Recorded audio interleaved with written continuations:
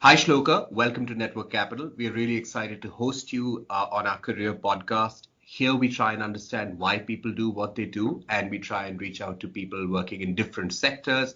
You are you have your career has spanned journalism, writing, public policy, and climate change. And I don't even know. I mean, I can't cover everything in one go. But essentially, we would love to understand how you got here and what drives you. So, could you tell us who you are and what you do today? Hi, Utkarsh. Thank you so much for asking me to be a part of this awesome podcast. I've been an avid listener for a very long time, and so it feels unusual to be on this end, but I'm excited, and I'm excited to sort of share some of my journey with you all today. So I think your question was why it is that I do what I do. Yeah, but basically, we can start by understanding what do you do today? Oh, what do I do today? Sure. So I actually I'm the head of sustainability at the Tata Trusts, which means I look after the organization's climate change, energy, and environment work. I am also the executive director of the India Climate Collaborative, which is a collaborative platform, as the name suggests. But it's really an inclusive community, to sort of build the climate ecosystem in India. So we consist of philanthropies, of the private sector, government agencies, communities, and implementers, as well as, of course, the technical experts from your scientists onwards, who are all working on climate change in India. The idea was to really elevate their voices, to scale the solution providers as opposed to the solution, and to increase the quantum of funding around climate change in India. You recently published an article and you talked about the importance of having a climate lens in all that we do, agriculture, skilling. Could you explain what you meant by that? Of course. So I think, the answer to that question is a little longer because it has to go back to why I started doing what I started doing, which is Yeah. when I came on board to set up the sustainability portfolio at the Tata Trust 2 years ago, we, like most of Indian philanthropy, did not have a focus on climate change. We were working in areas that were adjacencies, and when I say adjacencies, I mean areas that were related to climate change, but not climate change focused. So agriculture, wash, sanitation, livelihoods, your classic sort of philanthropic areas of concern, which were linked to poverty alleviation. I think the difference is realizing very quickly that no pathway to sustainable development is possible anymore unless you include climate change. Was a realization that our chairman, Mr. Tata, had quite early on. And with that came the sort of need or the imperative really to build in climate change into everything that we do, because we weren't going to improve the overall quality of life of an individual if we were not factoring in climate change. Like, for instance, you can improve the subsistence yield of a farmer by 100%, but are you really going to change his quality of life if you're not taking into account extreme weather events and how that's going to affect his crops? If you're not doing future projectioning or risk proofing your portfolios, how are you fundamentally going to change another human being's life? And so that was sort of the thinking behind the sustainability portfolio and why we set up. When that happened and when I came on board to do that, I realized very, very quickly that we were not alone in our challenges to sort of working in this space, and that less than 2% of philanthropic funding in India was going towards climate change. Everyone seemed to be working in areas that were related to, but they were not entering that space. And so the question for me became, why is that the case? What are the entry barriers to working on climate change in India? And what can we do to remove them? And so I conducted a needs assessment for a very long time initially, where I Which year are sat we with. talking about? When did you conduct this needs assessment? So I started, this was towards the end of 2017. Oh, I see. And have, conducted it for over 18 months and continue to be sort of doing the landscape diagnostic. It's one that we're always updating. But it really was going in person on the ground, meeting with foundation CEOs and heads, the heads of CSR organizations, and just understanding, as well as going on the ground and seeing their programs and understanding why it is that they weren't funding climate change. And the entry barriers were very interesting, actually. So number one was obviously a lack of technical expertise and a shortfall in the talent pool around climate change in India. This is true as a whole, not just for the philanthropic sector, but for most sectors in the country. The second is there's a big sort of challenge within the philanthropic sector in India, from moving from a charity or a subsidy mindset to one of strategic philanthropy. How do you get a sector to move more into areas around field building and ecosystem building when it's still so transactional, right? Like you put your money in, you expect to see impact right away, and you want to see a tangible impact, The third was really collaboration was a big challenge. And it was a quick realization that everyone was working in their silos, focused on their own work. Most philanthropists and industrialists will set up their own operating foundations rather than sort of drive money to others in the sector. And that's because there's a huge trust deficit. So how do you get them to collaborate and come together? How do you get them to, how do you create a collaboration where the costs are lower than the costs don't exceed the benefits of collaboration? And then finally, how do you break down the grand intangible that is climate change? And this, again, none of these problems are sort of particular to philanthropy. They exist across the board within India. They exist across the board globally. But in India, of course, it's far more acute because the people who are being impacted on the ground are just, so poor and so vulnerable. And the numbers are so immense. But therein, as I always say, also lies the opportunity. And I'll come back to that in a minute. But just to sort of say, what we realized was there were all these different barriers. And there was really need to sort of coalesce the sector and bring people together in a collaborative to really drive, the opportunities forward, to create a culture where you were de-risking a lot of sort of the initiatives that we needed them to take to move forward, because they could do so collectively, right? And of course, the greatest benefit of collective action is scale. The way you're really going to deal with systemic issues today is by getting people to address things at scale. So that was where it all began, and that is where I am today. So I'm happy to say that the India Climate Collaborative is going to launch in January. We have, a plethora of Indian philanthropies and institutions backing it, including corporate philanthropies and CSRs. The Mahendra Group is the chair. The Tata Trusts are obviously backing it, and part of the core group, as is, Rohini Nalikini Philanthropies, etc. We also have a host of international philanthropies who are supporting the ICC. Because of course there's a great number of international philanthropies who work in India and see India as perhaps the most important country when it comes to fighting climate change, not just for its own people and the effects it's likely to have on its own citizens, but obviously, of course, because of the powerful role that the Indian that India will play in defining the global narrative around climate change. And it's not going to be a story around or just a story that is only focused on emissions. It's definitely going to be about a human impact story, and it's going to be around India's development priorities. That does sound really exciting. I had a couple of questions on the points you mentioned. Let's discuss the return on investment a little bit. So you have done investing in the past. So investing in women, if I'm not mistaken, explain what was different about the investing landscape and the mindset of people when it came to climate change. You mentioned that people were hesitant, but isn't impact investing premised on the fact that you may not get returns immediately? What am I missing here?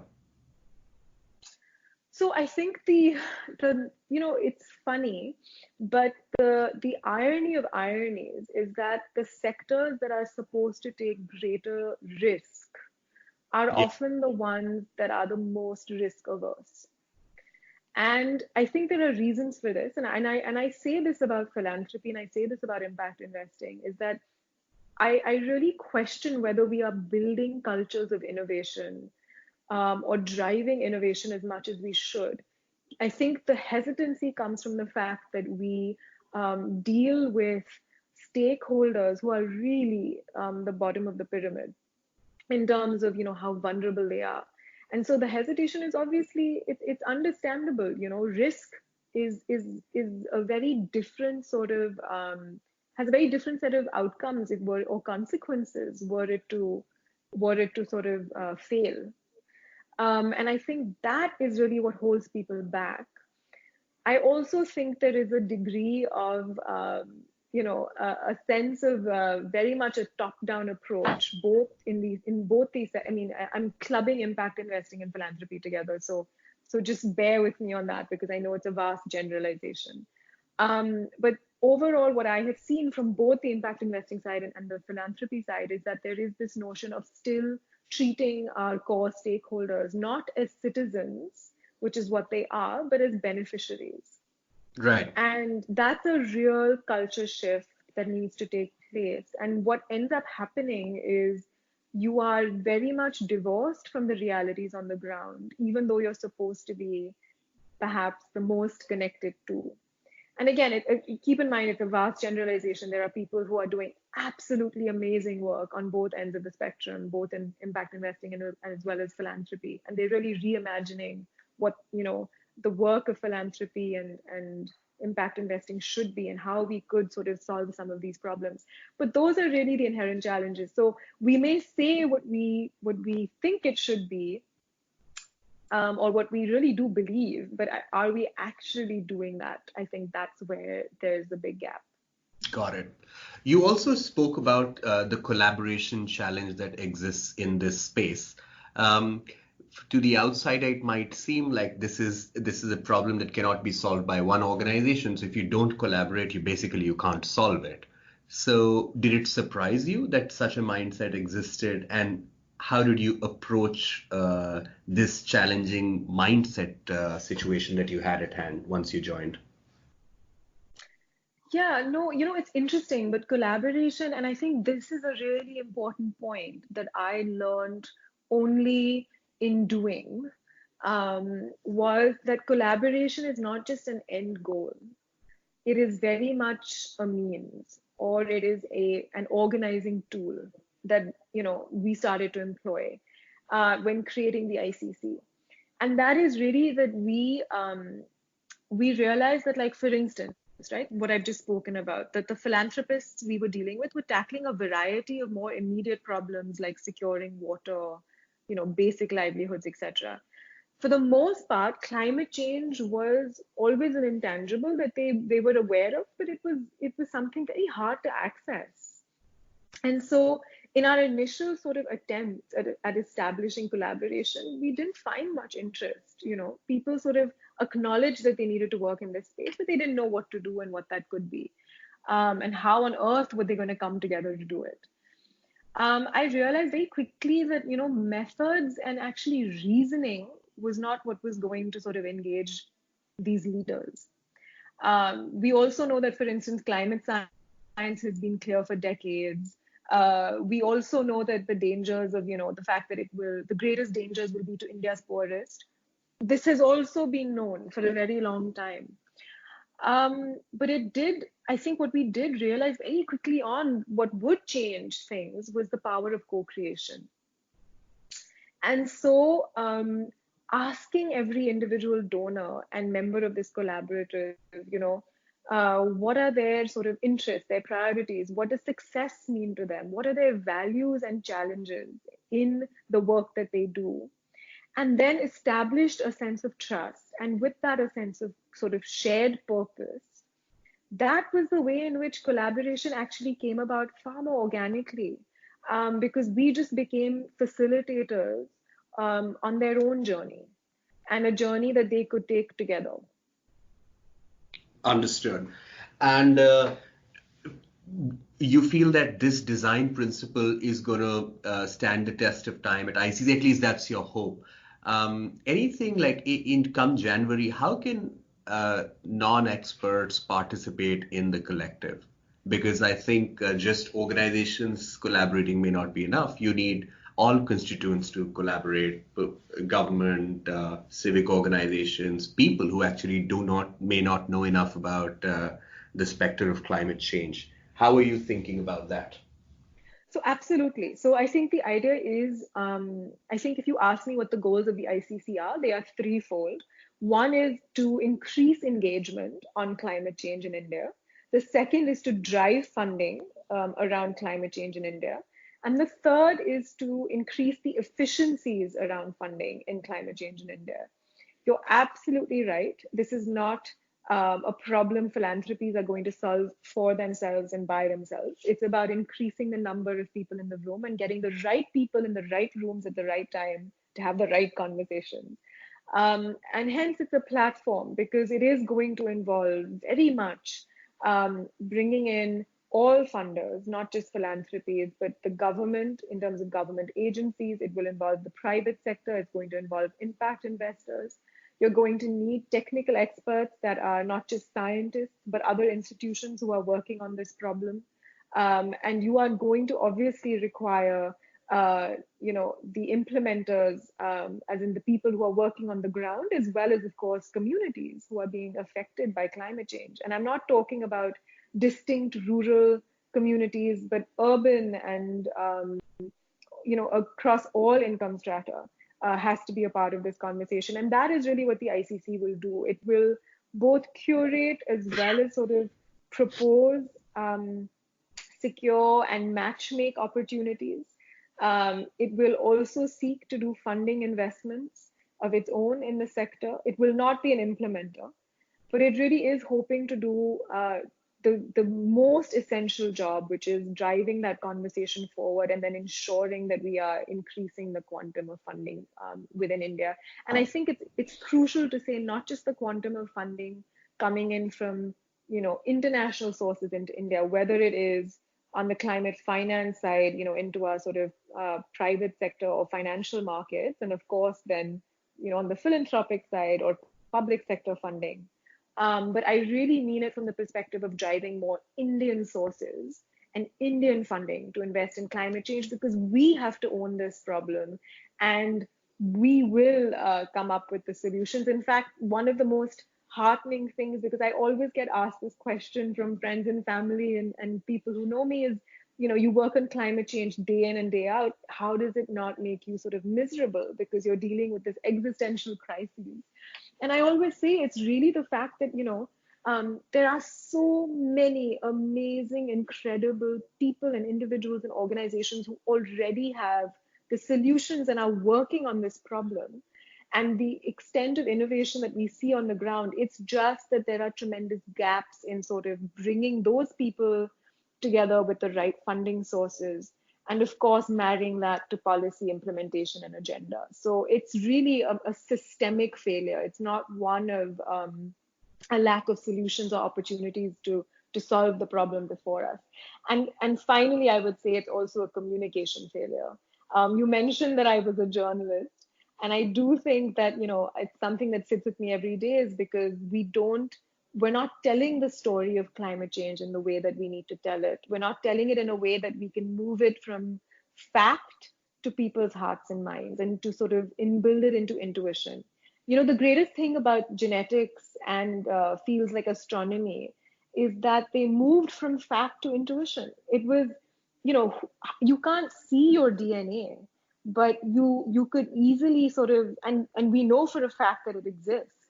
But how do you intuitively sort of come to a place where you know that to be a truth on a level where you don't have to be convinced of it?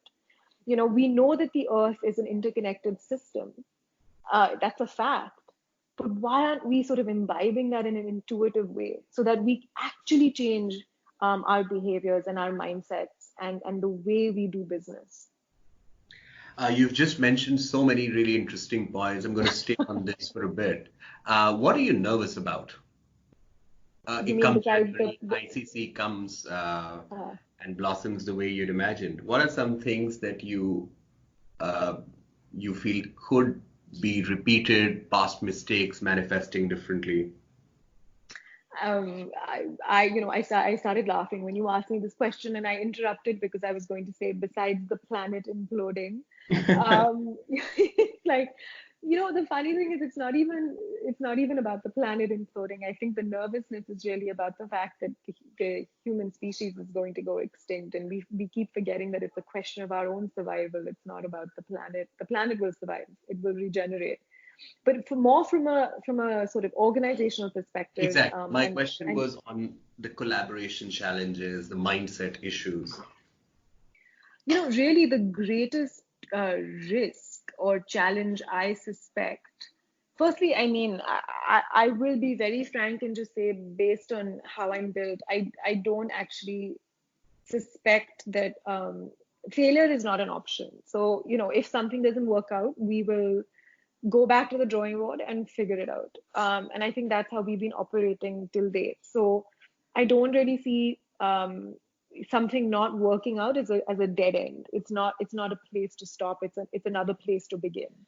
The second thing is, if you asked me what would be a real challenge, perhaps something that we would genuinely have to really sort of introspect on, I think that is if we cannot convince people in India to sort of fund the projects and the spaces that we need to drive that funding towards, right? So that's the goal here. So if we aren't able to actually get them to effectively get behind the need to not only fund climate change, but to do so in a way that is not just within their own narrow scope of work, but actually is contributing to that larger picture, which means getting out of their wheelhouse and not just focusing on, okay, I'm going to do my small agriculture project here. It's doing what you do, but doing it more sustainably, doing it better, and then making sure that you're driving funding really where it needs to go, not just in the spaces that we are so used to funding, like that we have been for eons. That would be a big problem if we couldn't make that case. That's so well said. And such an urgent situation that failure is not an option. I think that's the attitude all stakeholders must adopt. Now let's come to the communication challenge. Why is it that we have failed as a country to some extent, as a world, of course, and even young people who are relatively less skeptical of climate change? What's one thing that we all should know but we don't about the communication failure? So I think the communication failure, the biggest problem of it has been that we have focused on the facts. As I said earlier, we have just relied on the fact that, oh, once this information is publicly available, everyone will change and do the right thing. I think it's not taken into account that actually the oldest technology in the world really is stories. That's the oldest human technology that we've ever had. And we're not implementing it in a way to really think about what are the stories we are currently saying about ourselves or telling ourselves. And how is it that we want to use stories to change the way we think about the world? But it's going to have to go straight to hearts and minds, and that is again where communication is failing. So number one is just in the way in which we are communicating itself, right? Moving from hard facts to sort of more meaningful stories about who we are and how and the world we want to see and the world that we currently live in. The second thing I would say that's really important on the communication piece is not actually equipping people to be better storytellers. So scientists, for instance, I think a lot of the work that we want to do at the ICC as well is help professionals in this space become better storytellers, because the experts are the ones who know what they are talking about, but they're not able to communicate it to the people that need to hear it. So very often what you will hear is climate change is just this technical, boring, scientific, like cut off thing. It doesn't really relate to, what I want to do, and it has no relation to like, it doesn't empower me in any way to even be able to affect this problem or this change, and I can't even understand it. So let alone, figuring out how I can go about sort of helping or working in this space. I think something that the David Attenboroughs, who of course I think have communicated so beautifully and effectively in the work that they do, is really showcasing the beauty of the planet around us. And that's really the third point, which is not focusing always on the fear and the doom and gloom story. There's been like study after study that has found the more you sort of focus on aspects that are going to cause concern or anxiety, the more people shut down. And there is sort of this pervasive, not only feeling, but psychologists have started terming it as eco grief that the world is facing, where people are shutting down and going into grief over the fact that the planet is changing around them. Younger generations, especially, who have the most to lose, are tremendously worried about the futures that they are going to inherit, where we're not just going to have redrawn national lines or borders. You're going to have different, the geography of the planet is going to change, because it's going to be, a lot of it is going to be underwater. Other places will be simply uninhabitable. So how are we even preparing for this? And I think, again, coming back to David Attenborough, who's been a big sort of source of inspiration for me, we need to inspire people to make that change. I think the only thing I would say, As if I had opposed to scaring them, as opposed to terrifying them into sort of inaction. does that work at all? Has it worked? Is there any data to suggest that it has worked? If anything, the basic research that I did, it seemed to annoy people for some reason, the climate terror messaging. Is that true? I'm not sure. Absolutely. So the climate terror side of it is what I agree with you on. I'm saying we shouldn't be pushing Yeah. more fear, because it's going to cause more inaction.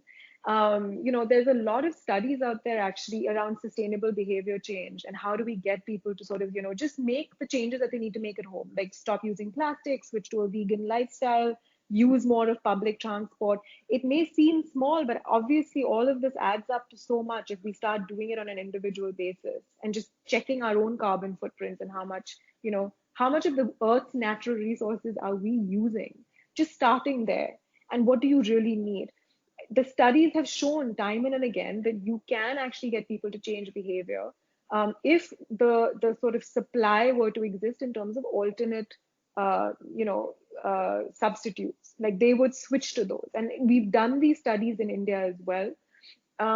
People have openly said within India that they would move to sort of more sustainable lifestyles if they were able to sort of supplement that with alternatives. So I think one is the market needs to sort of step up and provide those alternatives in a way that, to not just sort of bring down the cost of technology as is really important, obviously, or just the cost of products per se, but also you have to bring down the costs of financing those, right? So that it makes sense on both ends. It makes sense for companies to sort of shift production lines, and it makes sense for consumers to sort of purchase those products. Like, why is it that LED lighting is still so expensive for households? You have to change those costs and bring those down. That's like something that has to happen. But I think if we are able to make those shifts, you will find people will shift their own the way they choose to live in terms of the options that they will choose if those options were equally sort of available and accessible. So that's the good news.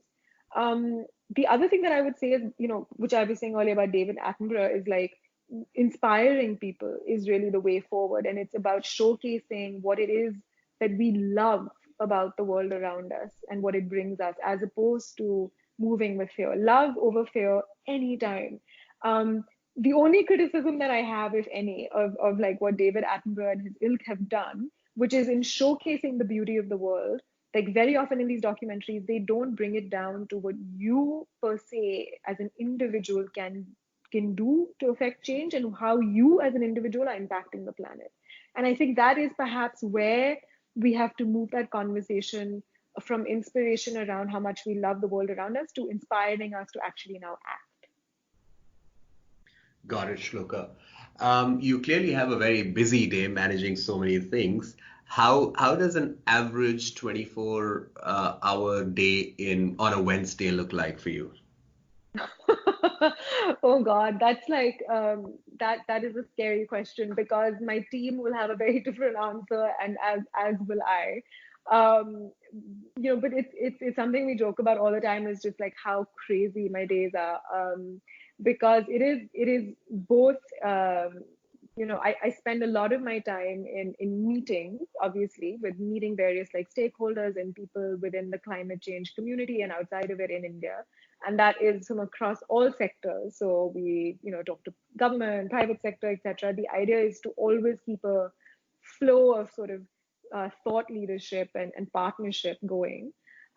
There's also just the business of building an organization and a startup, which I think a lot of people in your community will be very familiar with, and Right. how absolutely harrowing that can be, exciting and harrowing, because you are dealing with everything from compliances to the basics of putting together budgets and cash flows and all of that. There's recruitment that's going on at the same time. So we are actively looking for people to join the ICC. And then, of course, there's my day job, which is also split into working at the Tata Trusts and managing an entire sustainability portfolio. And we do grant making as well as programs. So there's a lot of time that goes into just sort of managing those pieces. So it's a full day, but I will say it is a very meaningful day. I often sort of come back late in the evening, absolutely exhausted. But I'm a very like physically active person, so I think just I make sure my days are bookended by either exercise or something enjoyable, because you need to switch off um, Yeah. as much as you can, especially when you're dealing with subject matter that is as heavy as we are. Yeah, it was so well said. I'm just going to switch gears, Shloka, and talk about how life after Kennedy School. So you graduated in 13, right, from the Kennedy School? Yes. So how were the 2 years there, and when you graduated, what were you thinking? What were the career choices that you evaluated, and pre-Tata Trust, what has your trajectory been like? So it's been an interesting one. It has been a varied one.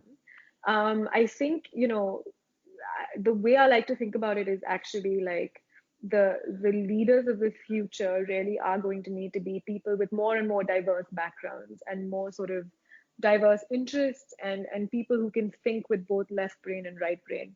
And I think one of the things that I used to be, sort of anxious about earlier was the fact that my career did sort of represent a myriad of things and not sort of always one logical linear flow. And I think today that's something that I look back on and I'm really grateful for, because dealing with something like climate change, for instance, or any great systemic issue, you need a huge and varied toolkit at your disposal. And so post Kennedy, I actually came back and I worked as a campaign manager for Meera Sanyal for the Aam Aadmi Party in Bombay, and I did that for about 8 months. And I obviously just graduated from policy school. Obama had just won in the end of 2012. He was just re-elected. I graduated a few months later, and it was the Lok Sabha elections coming up in India, and there was no question that I wanted to sort of do some grassroots work in building a political campaign, and very much an idealistic sort of perspective at that time. I joined the campaign, learned a great deal from grassroots canvassing. Never done it before. Bombay is a constituency. South Bombay itself is a constituency of about 22 lakh people, and it's a very very varied one, from Dharavi to the high rise flats of Malamba Hill. And realized very quickly that, like, being in politics was not necessarily the place that I felt I would have the most impact. That I could see myself being someone who perhaps supported policy and agenda from the outside rather than needing to be inside it full time. And moved from there very quickly into sort of thinking about how I might do that. For me, the sources of capital have always been, if you have control over sources of capital, or you can direct that funding or somehow strategically align it for the better good, then I think that's a great way in which to start sort of influencing policy and agenda. And so I started on the impact investment side, and I built my own gender lens investment fund, which at the time was, I think, really ahead of its time, because it was just when gender lens was taking off, and we had a women only investor model, and we were going to invest in women impact businesses, and we raised about 5 odd million, and then realized very quickly that it was not the right business model at the time, that we should have built ourselves as an NBFC, because what we were finding was a lot more requests for debt, working capital loans. And we built ourselves on an equity model. And so, close that down. Why did you do that? Build ourselves on an equity model? Yeah. Because we just felt like ownership was something that we wanted to provide our retail investors, and women were the retail investors, and we wanted them to be on the boards of these companies. And so the drive was always to make sure that representation was not just on one end, i.e. not just on the entrepreneurial side, but it was also on the side of, building out the boards and the company ownership and direction. Unfortunately, as I said, the need on the ground was a different one. And so we decided to pause it, and I continue to be an angel investor in a number of social enterprises. But then really was sort of thinking about my next steps. And I have always been an avid wildlife person. So my dad's side of the family are all wildlife conservationists and photographers, including my dad. My brother was an environmentalist. And nature for me had always been something that I just want to say at this moment, I just loved your tribute to your brother. I mean, those who know will appreciate that. But just thank you for doing that. Oh, thank you. That's really kind of you, Utkarsh. That's very, very kind of you to say. Yeah, so my brother passed away like 6 years ago. And as I said, he was a big, big environmentalist and someone who really lived life quite largely.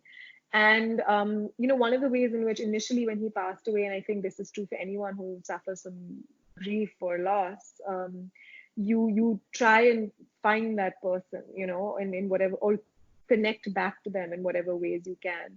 And for me, nature was the ultimate connector, not just in terms of bringing me back to him, but also bringing me back to myself. And it was a place where I remember just like going out and being out in the wild, in the outdoors. And I am a very outdoorsy person, was just a place where life came into perspective again. And, obviously the issues around climate change were increasing at the same time. It was becoming a greater and greater sort of, problem that was increasing in everyone's consciousness. At least it has been over the last 6 years. And so I really started thinking very seriously about getting into this space from a personal, but also from a professional prerogative. And then this opportunity to set up the sustainability portfolio at the Tata Trust came about, and it felt like, not only was it intellectually challenging, because how do you build a startup within a 127-year-old institution? But then how do you do one that actually moves the needle on climate change, especially when no one else is focusing on it? That is really a tough question. I'm glad that you took upon such a big, hairy challenge, as they say. I want to ask you a little more about your journey pre-Kennedy School now. So you said that now looking back, a lot of things make sense because you have different mental models to approach the problem. But while you were going through the early stages of your career, what was the thesis then? And was Kennedy School you always had it in mind, or it emerged as a function of your experiences? So, it's a great question, Utkarsh. Kennedy was Harvard. Well, let me put it this way. Graduate school was always in my mind, and I was a journalist, and I was convinced for the longest time that I was going to go and do a degree in journalism at Columbia. And very quickly, once you become a journalist and you get into the field and you've spent a significant amount of time there, and this is true for most vocations or careers, The advice that I got was to get a general management degree and not a specific, not one that is specific to sort of journalism or a specific profession, unless it's one that is easily translatable, like law, for instance, is, right? Like you can still do law and it can be used across a variety of professions. But the idea always was, look, when you stop being a journalist, one day, what are you going to do? Like, what are you really going to be skilled to do? And that was always in my mind. And then the second thing that became very apparent to me when doing journalism was that I was quite frustrated with feeling like I wasn't doing more. So I've always felt information is one of perhaps the most, or access to information is one of the greatest public services that exists. And I really, really, really believe in the freedom of information. And so there was always a bent towards sort of wanting to do something in the public service space. It just, I think, evolved over time from, okay, access to information is one part of it, but then how are we actually using information to change the paradigm, so to speak? And that's where my interest in policy grew. I'd started covering social enterprise and financial inclusion and microfinance. And this is back in the heydays when SKS, the largest microfinance in India at the time in 2010, was going for an IPO. And I've been covering that for years. And so it became very obvious to me that if we just tweaked policies around financial inclusion in India, there was scope to do so much more in terms of reaching people and really upending markets as they existed. And so it was very clear once I joined sort of Forbes and I was writing about this space that I wanted to sort of move more closely into the policy side of it. Of course, I joke with all my friends that the one thing that policy school did for me was the moment I was inside Harvard, I was like, I never want to write another policy memo again in my life. And I think, again, we forget that the value of graduate school is also not just about directing you towards what you want to do, but it's also very much about, a process of elimination around what you don't want to do. And that's as powerful and as important. What's the one advice you would give to people who are interested in careers in the policy space? I would say really talk to people who are already in the space, always. I think that's my number one advice to people. From the outset, it can always seem very, glamorous, or it can have facets to it that perhaps you haven't, countered, encountered and counted in. And I think, there is so much to be said for the process of just sitting with people and gathering data based on their own life and work experiences. And so I would always say, number one, go to people who are already in the space, find out what it is really like. And the question that you just asked me earlier is the most pertinent. What is your day-to-day actually like, and what does it involve? And think about whether that is a space where you, think you can have the most impact in and of yourself. I think, again, sometimes we think about our careers on the basis of like what we think we should be doing in terms of roles, but we don't think about it in terms of like what it is that like will actually bring out the best in us and what we have the most to offer and where we can learn and grow the most. We think about it in terms of titles, we think about it in terms of paychecks, we think about it in terms of, organizational mandates and things, which are all important, but it's not really what's going to make you do the best that you can do. It's such precious advice. My last question to you, Shloka, is on mentors and people who shaped your professional trajectory so far. How have you gone about finding them, or have you stumbled on them, and how have you maintained the mentor-mentee relationship, if you have such? Yeah, of course. I mean, I there are amazing people that I've met in my life through my work, and I'm very lucky to count on a huge number of people as mentors. In the space, not just of climate change, but of a variety of different fields. And I think, again, that's another piece of advice I would give you, like someone who's just starting out, is like, or in any new arena, is like gather your mentors, and find people who are going to mentor you. But I would say the most influential in my life have actually been my family. And specifically, I would say my uncle and my mother and my father. And my uncle is a businessman himself, and he runs a very large conglomerate, and he has continues to be someone I pester to this day, and he mentors me quite deeply actually. And I think from him I have learned the ability to see the big picture, to sort of not just focus in on what you are doing and sort of have your head in the sand, but really like pulling back and the ability to like build vision into what you are doing and what you hope to achieve and what you hope to accomplish. So I get the big picture perspective from him.